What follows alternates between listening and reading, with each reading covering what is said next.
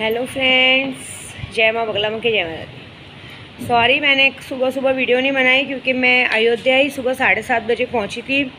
थोड़ी तबीयत थोड़ी सी नरम है क्योंकि इतना ट्रैवलिंग ऐसी हालत में भारी पड़ रहा है। क्योंकि इस बार मेरे बा ने और शंकर भाई ने भी कुछ ऐसा किया है कि उन्होंने बोला है कि उन्होंने तो मुझे अल्टीमेट दिया था बाकी घर पे से कि जितना जल्दी हो सके घर पे जाओ। लेकिन मैं क्या है इतना दूर आई हूँ तो बेकार अपनी कुल देवी मेरी विंध्यवासिनी मतलब कुल देवी क्या मेरी माँ मेरी विंध्यवासिनी मिली माँ को मिले बगैर तो बिल्कुल नहीं जाऊँगी मैं। ऐसा तो पहले भी आज अयोध्या आई हूँ तो सबसे पहले सियापति रामचंद्र की जय, पवन सुत हनुमान की जय। क्या होता है ना, झूले मेरे लल्ला राम लल्ला, है ना। मतलब आज हमारे राम जी का जन्मदिन है हिंदू समाज के होते हुए हम ब्राह्मण बीना दुबे, एक्चुअली मेरा नाम विद्या देवी है लेकिन ऐसे नाम बीना दुबे है, भारद्वाज गोत्र उपन्य से श्री रामचंद्र के जी के दर्शन को आई है अपने केशव के साथ। हे रामचंद्र जी, मुझे आशीर्वाद दीजिए कि बहुत जल्द से मेरे गोद में लल्ला आ जाए, मैं उसे लेके आऊँ। आज आपका जन्मदिन है। दूसरा, मेरे जितने ग्रुप वाले उनका अच्छा हो जाए। योम जो बच्चा है उसके ठीक करने के लिए मैंने कल बगलामुखी में जब किया हमने वो किया। और सबसे खुशखबरी के बाद हमारा मैंने और स्नेहा ने मिलके 6 लाख स्वामी समर्थ के जब का संकल्प किया था वो आज पूरा हुआ हमारा। सुबह ही उसने पूरा किया, मुझे ज़्यादा नहीं करने दिया, मैं झूठ नहीं बोलूँगी, आधे से ज़्यादा उसने किया, आधे से ज़्यादा क्या मतलब बहुत ज़्यादा उसने किया। तो संकल्प पूरा हुआ। ये है कि रास्ते में कुछ अड़चन हुई थी। अब एक देखिए एक और बात, मैं विंध्याचल पहुँचूँगी आज, अभी आपको मैं जाऊँगी पूरे अयोध्या में जो भी जितनी वीडियोज़ निकाल सकूँ। थोड़ा हम लोग लेट निकलेंगे क्योंकि क्या ऐसा थोड़ा अंधेरा होगा, थोड़ा लाइटिंग वाइटिंग, तो जाएंगे वहाँ पे जो भी मंदिर है उनका सबका दर्शन करेंगे। आपको सारी फुटेज भेजेंगे, सारी फ़ोटोज़ निकाल के फिर एक वीडियो बना के भेजेंगे। दूसरी बात, थोड़ी सी थकावट है रास्ते में आते समय, थोड़ा सा मतलब आप सच बोलूँ तो आज हम लोग विद्या देवी खोते खोते रह गए। ड्राइवर जो मेरे साथ आया वो बराबर नहीं है क्योंकि वो थोड़ा अपनी मनमानी में, मतलब कहते हैं ना हमारे यूपी का ही है वो, उसको समझ में नहीं है, उसको अभी तक उसको मेरी समझ नहीं है कि मैं कौन हूँ, पहली बार आया मेरे साथ। तो ये उसको बाद में बॉम्बे जाने पे मैं बताऊंगी। लेकिन ये है कि उसकी लापरवाही वजह से आज बहुत बड़ा एक्सीडेंट हो सकता था। मतलब सामने एक साइड ट्रक खड़ी है, एक साइड पुलिस वाला खड़ा है, बीच में ड्रम रखा है, उधर उसको स्लो चलाना चाहिए, वो कट मारने को देख रहा है। वो भी नहीं देख रहा है कि प्रेग्नेंट औरत, लास्ट टाइम है, प्रेग्नेंट औरत गाड़ी में बैठी है, ऐसी बात है।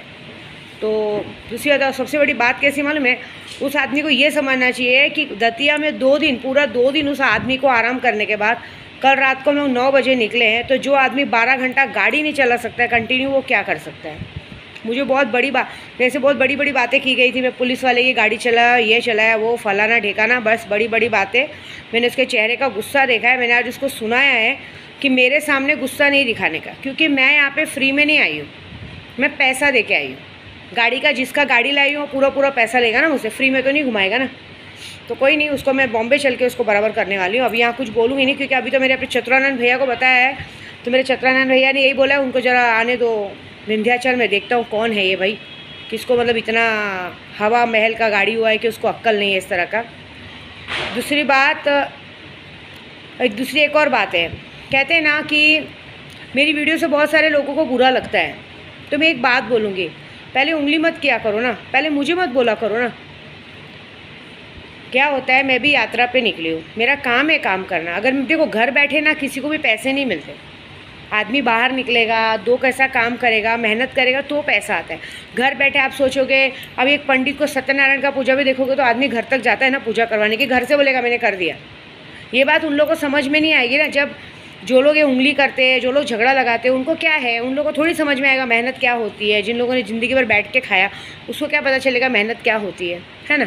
सिर्फ चढ़ाना आता है कि विद्या देवी यूट्यूब पे बोलती है, मुझे भी बुरा लगता है। देखो एक बात बताओ, एक आदमी कुछ गलती करता है तो उसको कहा जाता है शान है, अरे ये तो आदमियों की शान है। और एक औरत करे तो उसको शर्मिंदगी कहते जाते, उस शर्मिंदगी में सब लोग उसको शर्मिंदा एहसास दिलाते, घर से लेकर बाहर तक, छोटे से लेकर बड़े तक उसको ये एहसास दिलाते कि नहीं तुम ये गलत कर रहे हो। हाँ, और उसके पहले की जो गलतियाँ दूसरे ने की है वो गलतियाँ किसको दिखती नहीं है। तो पहली बात, एक बात मैं ज़रूर बोलूँगी कि हाथ जोड़ के विनती कि कभी किसी के लाइफ में बीच में नहीं बोलना चाहिए। हर इंसान अपने नसीब का जगता है, हर इंसान अपने नसीब का, हर इंसान को किसी भी उम्र में किसी भी तरह से जीने का करने का हक है, उसके बीच में नहीं बोलना चाहिए।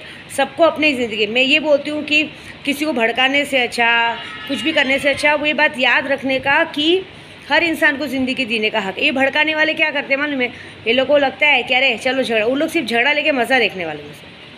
अभी कुछ लोग मेरे दिमाग पे असर किए हैं, कोई टेंशन नहीं, मैंने अभी क्या इस टेंशन की वजह से भी ये कांड हुआ है। सामने वाले ये नहीं सोचते हैं कि प्रेग्नेंट है, इतनी बड़ी यात्रा पे गई है, टेंशन नहीं देना चाहिए। भगवान ना करे रास्ते में कल कुछ हो गया तो क्या करेंगे, क्योंकि जो मेरे साथ मेरा एक मोहित करके आया वो भी भड़क गया था। बोलो आप टेंशन क्यों ले रहे हो, आप यात्रा पे निकलो, अच्छे यात्रा पे जो जाने दो, छोड़ो। तो क्या होता है ना, अब ये सारी बातें ना अब कुछ ज़्यादा ही हो चुकी है। तो मैंने अभी फाइनली कुछ सोचा है कुछ लोगों से बैठ के बात करने को। क्या है ना, ये छुपा छुपी का ये सब खेल, क्योंकि मैं फ़ोन वोन पे किससे बात करती नहीं हूँ, मेरे को मेरे वकील ने स्ट्रिक्टली मना किया है। तो अभी मैं क्या करूँगी, मेरे वकील से बात की है मैंने, ज़रा हम लोग फेस टू फेस बिठा के बात करेंगे। क्या है वो ज़रा बिठा के बात करने पे ना सारा कुछ क्या होता है ना, हर जगह पे क्या होता है ना, ये अक्सर इंसान जो चुप रहता है ना, उसकी चुप्पी को उसकी खामोशी को गलत समझ के सब लोग उस पर टॉर्चर डालते हैं। अभी मेरे साथ इतना सब कुछ गलत हुआ ना, तो देखो मेरे को क्या बोला जाता है कि मैं यूट्यूब पे सोशल मीडिया पे बोलती हूँ, ठीक है मैं बोलती हूँ, लेकिन मेरे लिए बोलना है बोलो, मेरे लिए है क्या बोलने के लिए, मेरे लिए कुछ है अगर है बोलने के लिए तो मैं भी बोलती हूँ, मेरे लिए भी सोशल मीडिया बनाओ, लेकिन उसके पहले सोचो कि मेरी गलती दिखाओगे कहाँ है क्या थी। क्योंकि विद्या देवी ने शायद बचपन से अब तक मेहनत की है अपने बच्चों को पालने पोसने के लिए, हर तरह की मेहनत करके आगे बढ़ी है। कोई भी ऐसा कोई दाग नहीं कि जो मेरे दामन पे कोई लगा सके, ये बात तो पक्की है। और ना मैं कभी किसी के दामन पे दाग लगाती हूँ, मैं तभी सामने वाले को बोलती हूँ जब सामने वाला मुझे बोलता है। और मेरा बोलने का तरीका यही है, क्योंकि यही एक तरीका है जो सामने तक बात पहुँचाती है। कोई बात नहीं, अब ये बातें मैं डायरेक्ट बॉम्बे पहुँचने पर क्योंकि अब सब्र का बांध टूट गया है। क्योंकि क्या है ना, मेरा ये बच्चा मेरे कोख में है और ये मेरा बच्चा मेरे केशव के पप्पा का है। मेरे केशव के पापा ने स्ट्रिक्टली मुझे धमकी देके भेजी है कि अपना भी ख्याल रखना और इसका भी ख्याल रखना, अगर इसको इतना सा भी कुछ हुआ तो समझ लेना फिर मुझसे बुरा इस दुनिया में कोई नहीं होगा। ये बात उन्होंने पहले ही बोल के रखी है कि मेरे बच्चे को इधर से उधर भी चूँ भी लगा तो तू आज तक सब पे केस करते आई है, मैं तेरे साथ क्या करूँगा सिर्फ तू वो देखना। मुझे मेरा बच्चा सही सलामत मेरी गोद में चाहिए, ज़्यादा टेंशन वो सब लेने की ज़रूरत नहीं है। तो क्या है ना, ये बात अभी किसी को मुझे ज़रा बॉम्बे पहुंच के समझानी पड़ेगी, क्योंकि मेरे को भी किसी का मुझे एक बात बिल्कुल पसंद नहीं है कि अगर कोई कुछ लगता है तो इनडायरेक्टली मुझे कॉल करके बोलना चाहिए। लेकिन ये बात है, ये सारी बातें ना अभी इन दिमाग से परे हैं। जानते हैं कि मैं कैसी हूँ। अभी फ़िलहाल क्या मैं इसलिए तभी आवाज़ में बात कर रही हूँ क्योंकि मेरी तबीयत ठीक नहीं है। इतना ट्रैवलिंग करना, जॉब करना, 1800-1900 किलोमीटर दौड़ना खाने का बात नहीं होता है। ये भी नहीं सोचना सबको चढ़ाते समय कि वो औरत गई है, क्योंकि चढ़ाने वाले मज़ा लेते हैं, उनको क्या है अच्छा है मरे मरे, ये बात है ना। तो देखो मैं तो यात्रा पे निकली, मुझे मरने से डर नहीं लगता। मौत एक दिन सबको आनी है, आज नहीं तो कल आनी है। अगर मेरे नसीब में यात्रा करते मौत लिखी तो मैं बिल्कुल नहीं डरती, उल्टा मैं पुण्य हो जाएगा मुझे। मैं तर जाऊँगी, ये बात है। बहुत सारे लोगों का आशीर्वाद है मेरे पूरे ग्रुप वालों पर, पूरे यूट्यूब 1,10,000 सब्सक्राइबर है मेरे, उनका आशीर्वाद है मेरे सर पे, मेरी माता रानी का आशीर्वाद है। कोई क्या बिगाड़, जाको राखे साईं या मार सके ना कोई। लेकिन दुख इस बात का होता है ना कि कौवा कान लेके गया, इंसान कान नेट होता है, कौवे को देखता है, मतलब सामने वाला चढ़ाता है ना उसको देखता है, उसको नहीं समझता है। तो ये बात मैं अपनी भाषा में, अपनी हिंदी भाषा में मैं बॉम्बे पहुँचने पर समझाऊँगी। तो दूसरी बात, कितने लोगों को मेरा पहनावा ओढ़ा भी, भाई मैडम माया का भी हमने सुना है कि पहनावा ओढ़ावा भी बहुत बुरा लगता है कि इतना अच्छा पहनते करते हैं, ये बात है। तो भाई देखिए, सजना संवरना तो मेरा बचपन से शौक़ है, इसके लिए ना कोई उम्र की ताद है ना कुछ है। आज तक तो मेरे बच्चों ने भी नहीं कहा कि तुम तैयार वैयार मत हो, सब बोलते हैं अच्छे से रहो, है ना।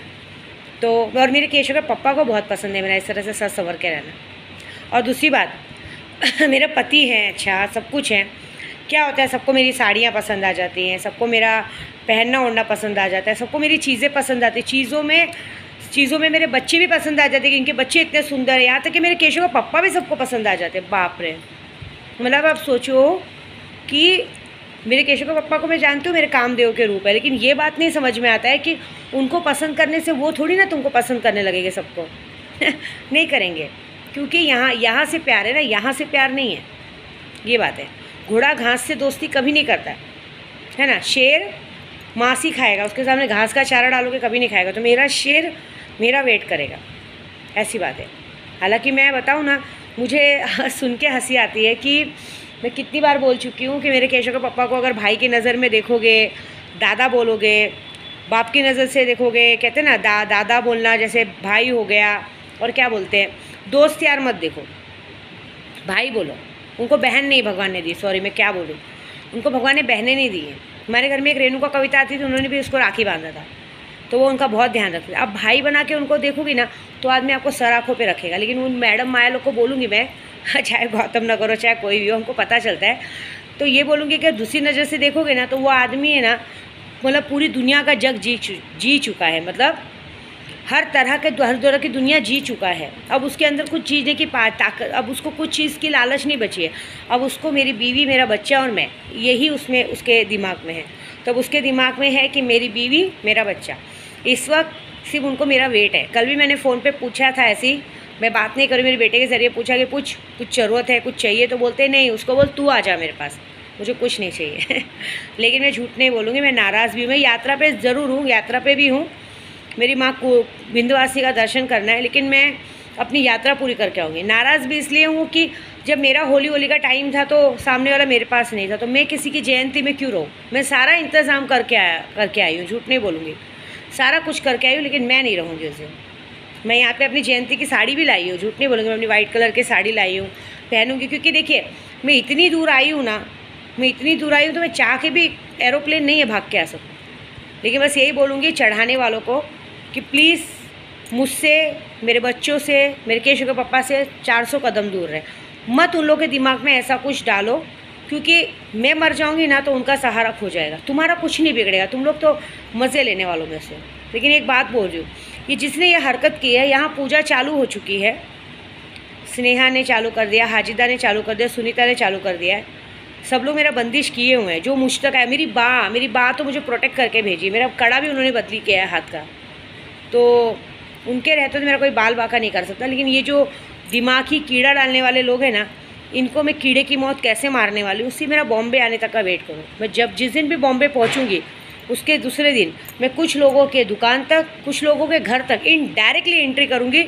ना कोई फ़ोन कॉल जाएगा, ना कुछ जाएगा, डायरेक्ट विद्या देवी किन किन लोगों के साथ आएगी, आप सिर्फ मज़ा देखिएगा। हो सकता है पुलिस हो सकता है वकील हो सकता है महिला मंडल हो, साथ ही में आएंगे सब, मतलब बहुत बड़ी टीम आएगी।